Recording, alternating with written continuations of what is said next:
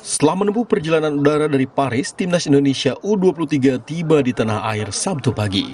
Hanya pemain yang berasal dari klub domestik seperti Rizky Ridho, Ramadan Sananta, Witan Sulaiman, dan Hernando Ari yang tampak dalam rombongan bersama pelatih Sinteyong.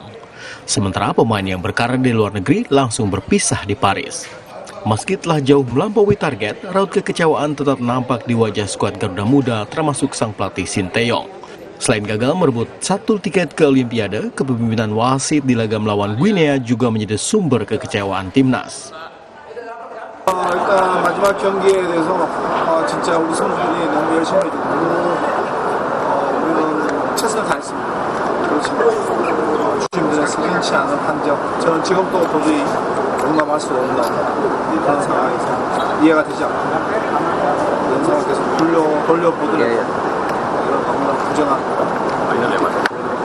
너무 많이 아쉬움 남는 경기를 보여줍니다. 우리 인도네시아 팬들도 너무나 아쉬워.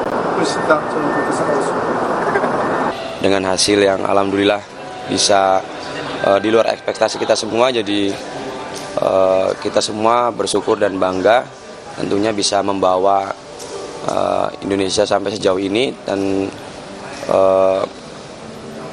yang pastinya sedih juga karena mungkin kapan lagi kita dapat kesempatan, apalagi sampai hampir masuk Olimpiade, tetapi ini semua bukan akhir, jadi kita masih bisa ke depannya karena umur kita kan masih muda juga, dan ke depannya semoga kita bisa lebih baik lagi. Setelah tiba di Jakarta, punggawa Garuda Muda dipersilakan kembali ke keluarga dan klub masing-masing. Agenda terdekat tim nasional adalah lanjutan kualifikasi Piala Dunia 2026 menghadapi Irak dan Filipina pada 6 dan 11 Juni mendatang. Tim Liputan Kompas TV, Tangerang, Banten.